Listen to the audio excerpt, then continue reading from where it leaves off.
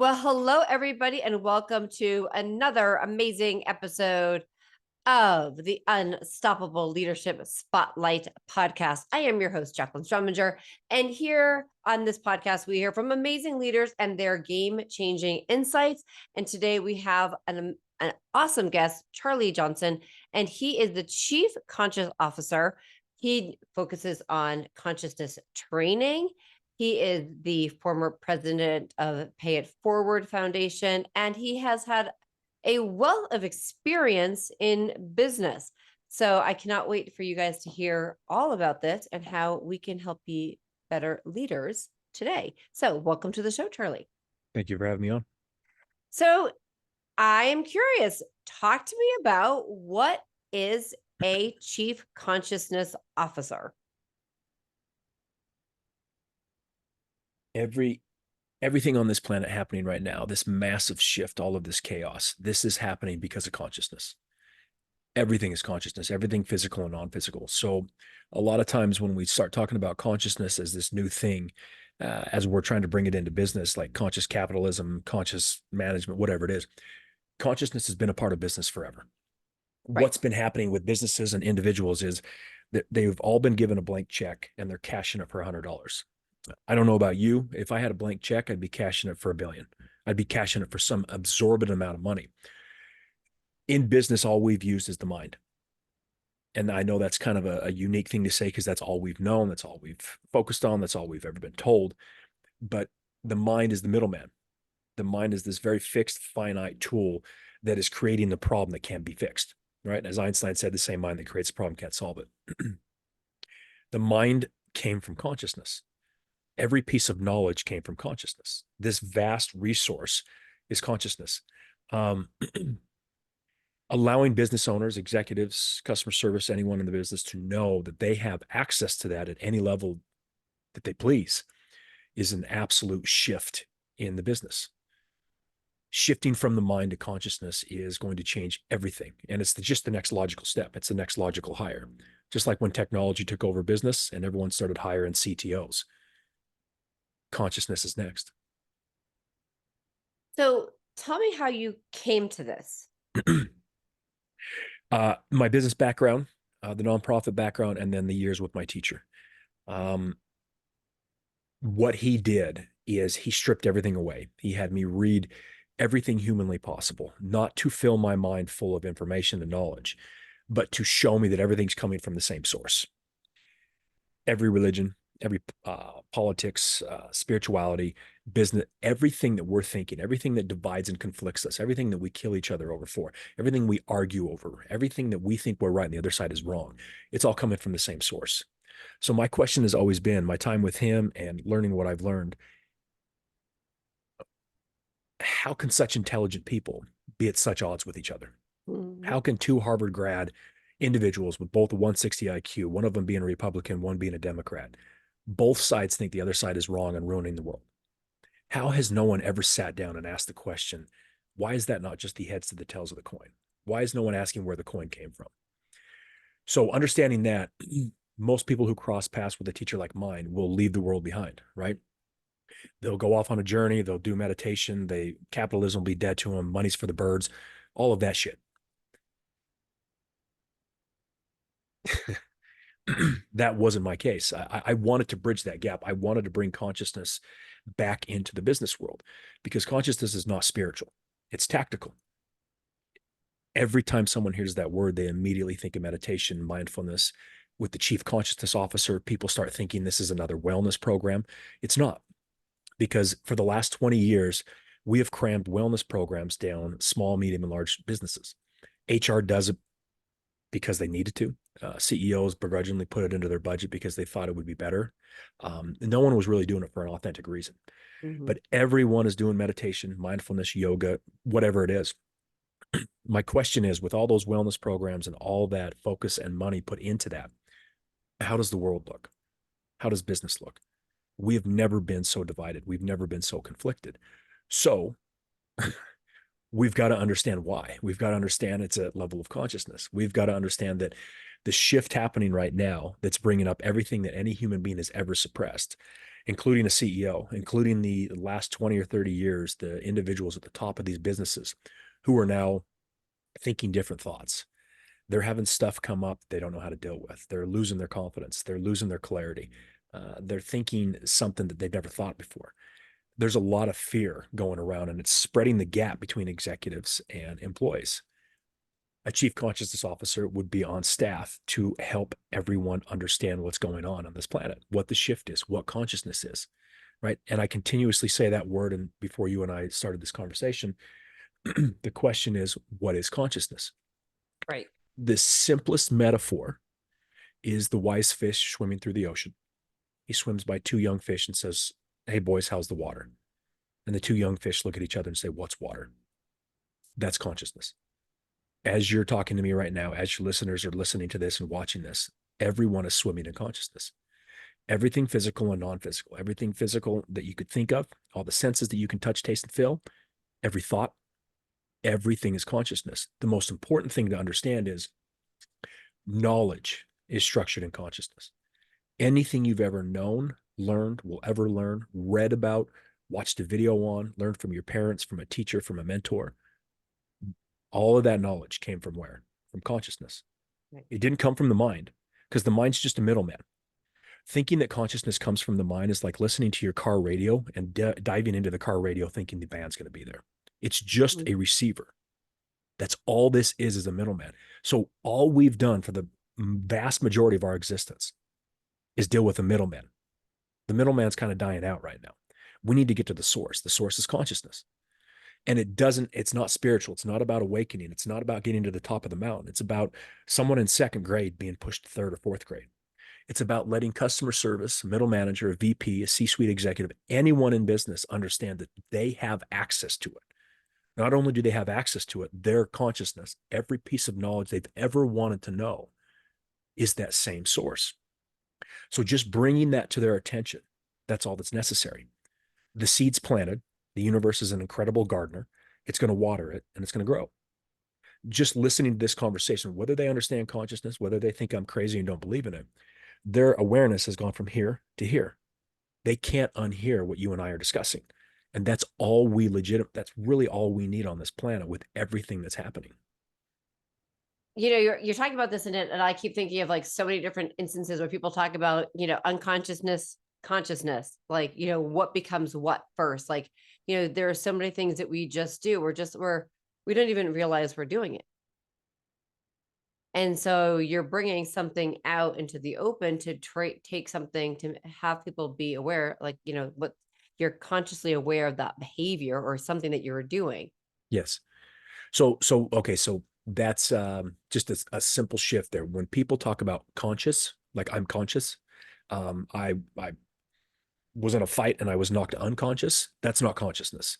So conscious means you and I are aware of each other. You can hear my voice, right? There's something in your ears that allows you to hear, something in your eyes that allows you to see. Conscious, unconscious, subconscious, that's all different stuff. Consciousness is fundamental to our reality. Everything that you are looking at and everything you've ever known, every planet, everything to do with humans, with plants, with animals, with the sky, with water, everything came from consciousness. That's why they call it the hard problem of consciousness. Because in our linear time, in our linear mind, in our construct and the condition that we've been told and taught and learned, it's physical matter, right? Where did that come from? Well, fundamentally, it's coming from consciousness. So we've gone from everything that is something coming from nothing. Our minds cannot wrap around that. And I'm not going to go into detail about that because that's something that we as humans, even other civilizations, will never know. It's like saying, will you ever know God? Will we ever know certain things like how you and I came from a single cell inside of a woman's body? We take that for granted because 8 billion people came from the same source, right? But when it comes to consciousness, I don't like to get into it too deep, like these incredible PhDs like Bernard Kastrup and all those guys talking about it. We will never get to the source. But what we can be aware of is like the fish. What's water? Well, consciousness is everything. We can tap into that. We can tap into that knowledge. Wherever our awareness points, we can bring that information back with us. So if a CEO and every person in the company's here and they're successful, that's fine. Well, if they want to grow, they've got to expand their awareness. You expand your awareness with consciousness. You can't expand it with the mind. The mind is fixed. You know as well as I do, there's 50 to 80,000 thoughts a day. It's fixed, it's full, it's chaotic. We've got too much coming after us. And one of the best examples of showing you how limited the mind is that NASA study. They followed a few thousand kids at the ages of 4 and 5. 98% of them were considered genius. By the time those kids were adults, less than 2% of kids were considered genius. Hmm. So we basically learn ourselves into ignorance. We've got all of this access to this vast resource. And then we learn, we become Republican or Democrat, we become Catholic or atheist. Our teachers taught us this, our parents taught us this is our rights, and we just cram it down to this fixed box. So, like my teacher and what we discussed earlier, this is why a Republican and a Democrat coming out of the same Harvard grad with the same intelligence can be at such odds with each other. And all of that division and conflict between religions, between politics, between people at work, between whatever, you and I and all your listeners want to leave the world better than we came into it. We want to rid the world of division and conflict. Well, every time you choose a side, you're creating division and conflict. That's very difficult for most people to hear. Right. Yeah. You could be an 85-year-old lady down the street that wouldn't hurt a fly, and you're Catholic. That's fine. Again, I don't have a dog in the fight. I don't care. But you're creating division. Because in your mind, you believe something and you believe atheists are wrong and they're ruining the world, and vice versa. So the chief consciousness officer, after making a comment like that, let's get back to business here. They're neutral. They're not Republican or Democrat. They're not Catholic or atheist. They're an open space that allows the individual to be authentic. So when I come into an organization and I ask a question to a customer service or a VP, once they understand what this position is, they know I'm not coming from I need to know if you're on my side or if you're against me. Because that's how every conversation is with the vast majority of people. We're choosing sides. We can say to each their own. We can say that I don't care that you don't believe what I do. But if we're really pushed into a corner, we really care. Look at the world. Right. Look at the division. Look at the conflict. Look at, I'm a Trump guy. You're a Biden guy. This is this. We're continuously divided. And no one's asking the question why. We Well, just put up with it. well, it's interesting. I find that today, a couple different things, somewhere along the way, we have forgotten to agree to disagree. We've completely forgotten to agree to disagree. And it comes out into a lot of different places. And it also comes out, also um in how you could read something and you could give it a description, and I might not even see it as, as um discriminatory in some Mm-hmm. way, but you read it now and it's like, oh, you can't put a name on something because all of a Yeah. sudden it becomes a discrimination, right? Yes. Like Yep. and those are all things that are happening now, Yeah. and so it's true. It's like it's not black or white. Nobody should agree. Like, you know, two people coming out of the same education, they should be able to agree to disagree. Mm-hmm. Two kids growing up in the same family, they're usually different. Yeah. Yep. So again, to each their own, agree to disagree, all of that. What is happening, and this is again where the position of this would be great for a company, is because these discussions are happening a significant amount. HR is trying to figure out why there's so much division and conflict. Why is Susie and Ed not getting along? Because, well, they're different political views. Well, it wasn't that big of a deal. What is happening is the reality, the truth of how we feel as humans, that our side is right, is being forced to the surface when we in the past have had the ability to just suppress when we don't agree. We'll go off and say, got it. Susie, oh, for God's sake, she's a Democrat. Like, this is bullshit. But to her face, we'll say, oh, it's great. You're a great person. See you. Well, with the shift of consciousness, it thins the veil. And Mm. everything we as humans don't want to deal with, and we're really good at lying to ourselves and ignoring, that is being pushed up. We can't ignore it. We can't push it aside. And it's coming up. Those thoughts are unable to be pushed away. So, like you said, we have lost the ability to agree to disagree because of consciousness. Before creation comes destruction.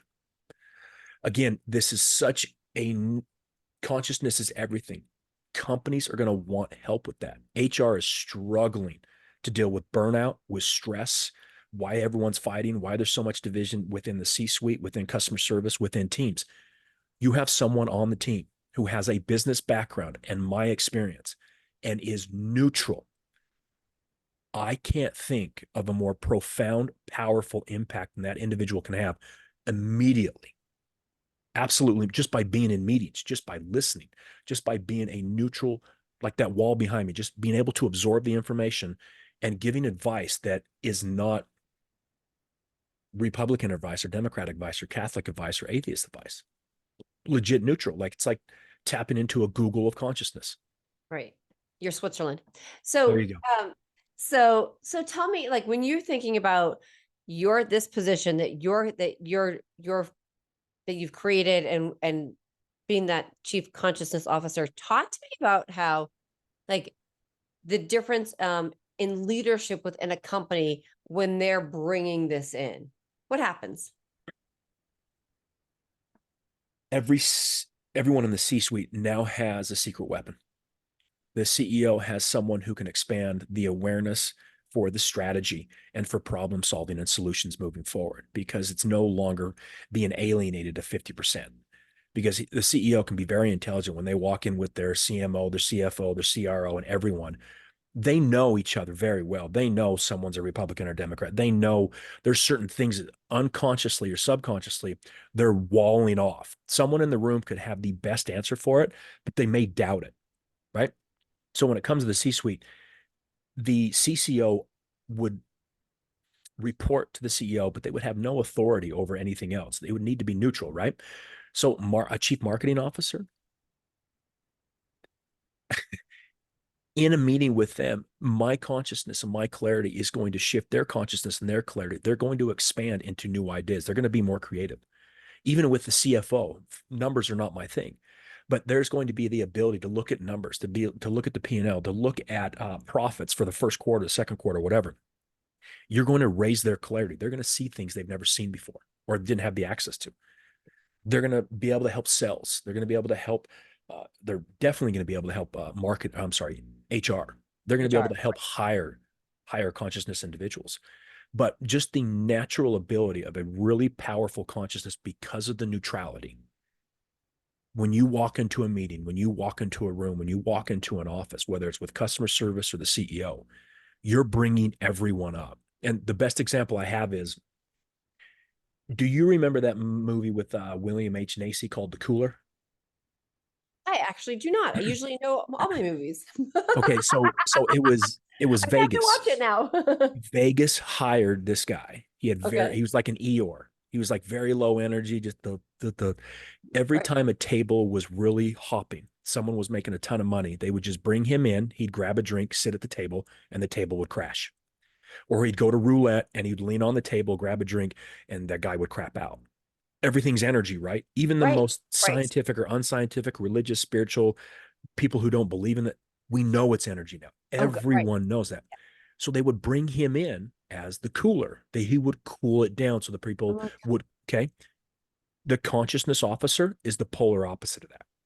Just by being in the room, the energy, the clarity, the neutrality, and the consciousness of that male or female naturally brings everyone up, naturally takes the walls down, opens up a space, and you'll have less division and conflict. That right there is something that the world is drastically needing, and it's only going to get more aggressive and more needed because of how the world's becoming divided and conflicted. Like you said, we can't agree to disagree because everyone's digging their heels in.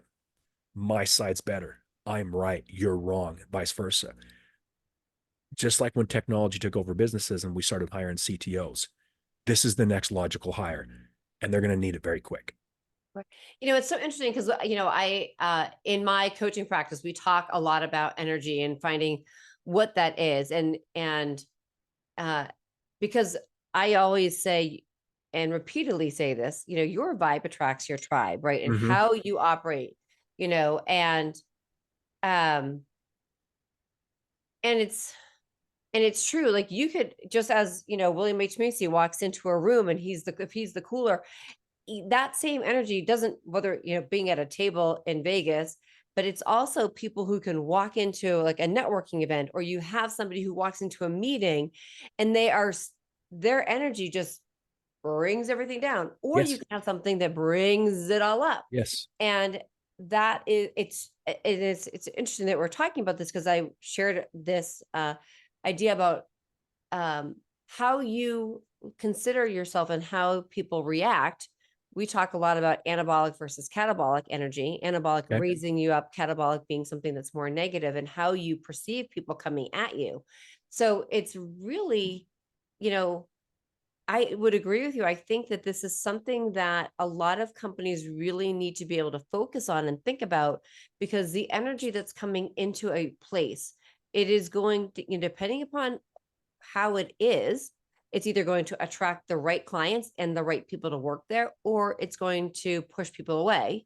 But if Yes. you can have somebody that's kind of, their responsibility to help be that person, you're saying that like the chief consciousness officer, I'm thinking also you could even call it the chief energy officer, right? Like, Sure. in some ways, like to raise people up versus to bring people down. Um, So when you're thinking about what you're doing, are you creating like a training program or something, like how, you know, you're one person. So what does somebody need to do to bring in a chief consciousness officer into their company? Is there a training program that you're offering that's giving them a certification? So, two things. I think we discussed this earlier, but a chief consciousness officer, uh, I just want to make this very clear.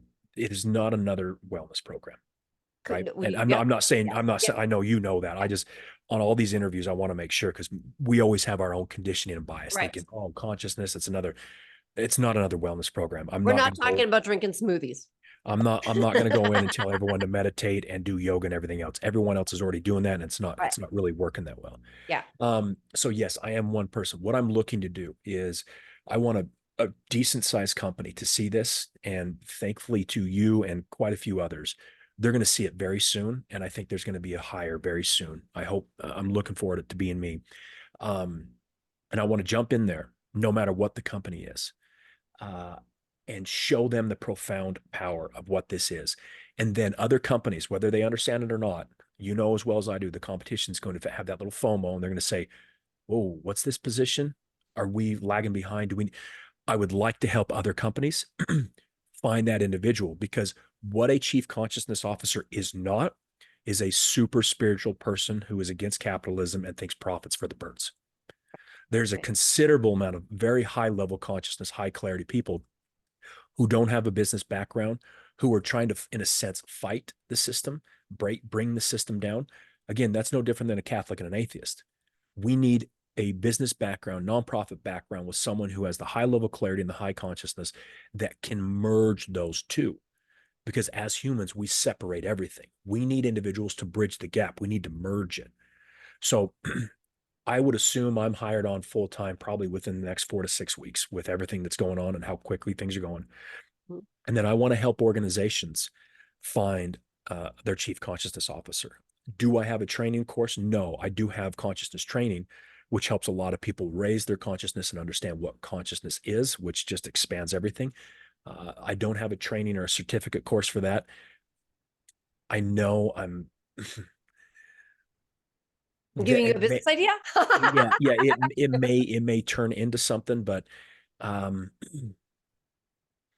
I'd rather spend my time with it with in the trenches with an organization with 1,000 employees, 10,000 employees, really digging in and inspiring other companies to find that individual for themselves, because that position is going to be more important than a CTO with technology. It really is, because of the way this world's shifting.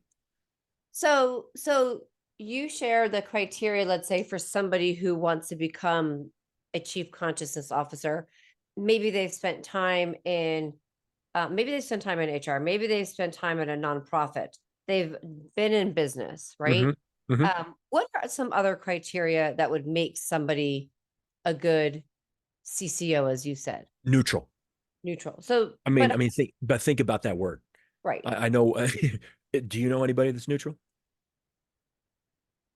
You know, I mean, Exactly. it's funny. It's the word that you say. I feel like I tell, it's the word that I say to my kids when they're growing up all the time. Just be neutral. Be neutral. It is the hardest thing to be neutral.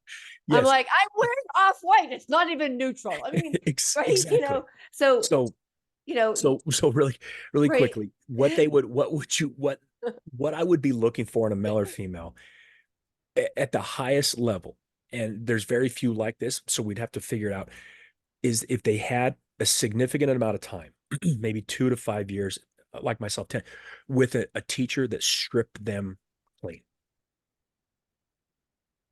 Because a lot of people, I've had a lot of discussions, people have crossed paths with meditation teachers, Akashic record readers, energy healers, channelers. Maybe they had a teacher that took them onto a couple ayahuasca. Those are all great things. But I mean a legit teacher who is the overall encompassing individual that has you learn and read stuff, not to fill your mind with knowledge, but to strip it away. The awakening process is not a filling of the mind, it is an emptying of the mind, right? It's an understanding that after that happens, this is the unique thing. After being stripped away, most people leave the world behind because they see truly what's going on. They see who they're dealing with, what they're dealing with, right? It just shifts everything in them. So to come back into a business world, which most people think is ruining the world, that's going to be a tough position to fill. But there are individuals out there like that that can combine and bridge the gap with that. Because if everyone just starts leaving everything behind and they just want to tear down what they don't like, again, that's just another side.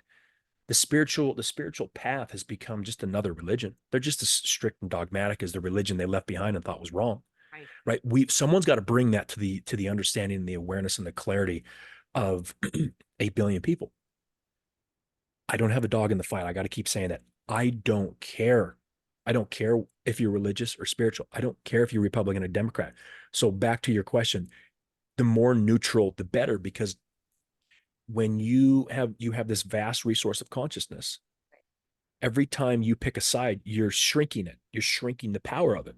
So if they're neutral, they're literally tapped into pure consciousness. They're just a vast resource, like the cooler. You walk into a room, like you said, going into a networking event, Right. that individual walks in the room and everyone feels better. Someone who is pissed off and was going to kick the dog when they get home may not kick the dog. Little subtle things like that. But neutrality, and they need to understand consciousness, and they probably need to understand, they got to be really really well rounded. Right. So the first thing one of the other things that's coming to mind, besides you becoming a teacher of this, which or having some type of certification course, is a checklist of neutrality, almost like an assessment. How neutral are you? Mm-hmm. Maybe there is something out there, but that would be that would be something that might be interesting to someone to be able to say, if you've answered these questions like this on a scale of 0 to 10, you've done that, you're neutral. If you're over 50, you're not, or whatever. Mm-hmm. Yeah, What an yeah, yeah. assessment is. So because I keep thinking that what would be something that if a company wants to bring somebody in, what is we've got some of the characteristics of it, but how do they really know?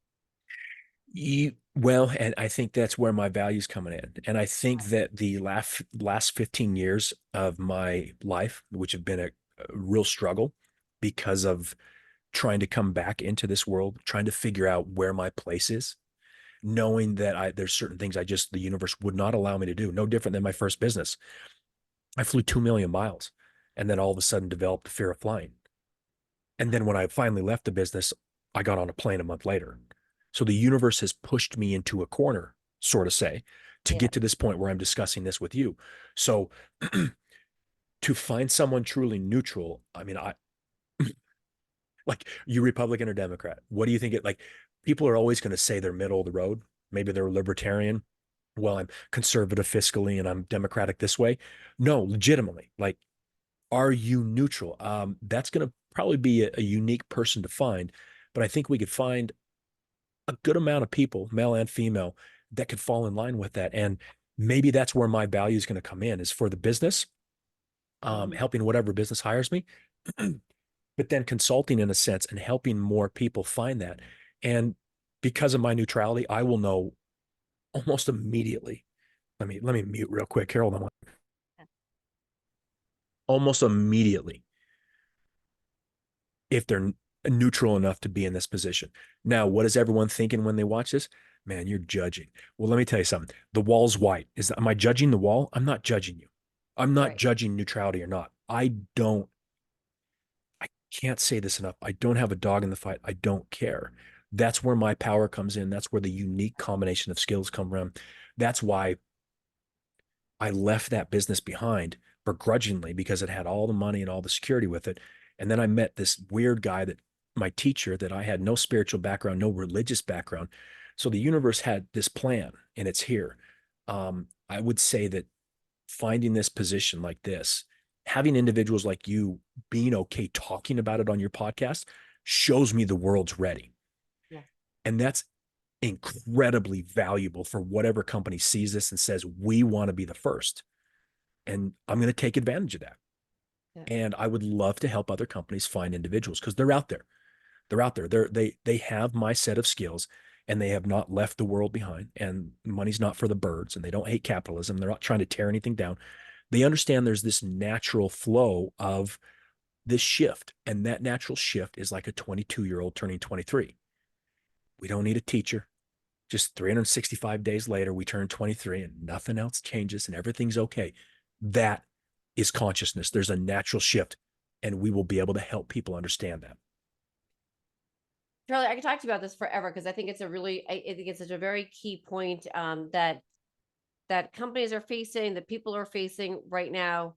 Um, so tell everybody, where can our listeners find you and learn more and connect more? I like to keep it simple, so I'll give you the link for my LinkedIn. And the reason Okay. I do the LinkedIn is because it's an ongoing communication and conversation and comments of what a CCO is, also what it's not. So when I post 4 or 5 times a week, it's how a CCO would be a secret weapon to the C-suite.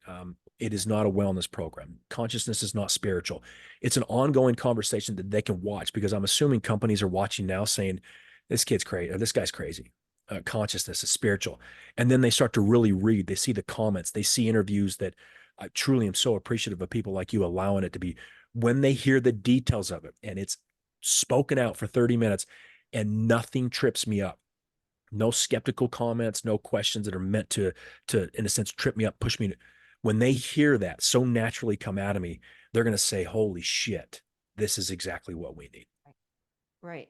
All right. So, listeners, I want you to connect with Charlie, talk about consciousness, and go to LinkedIn, connect with him, read the posts, follow, and truly connect, because the world needs to, if we want to talk about it and just from the simple side of elevating energy within companies and creating more positive impact, this is a great access point to that.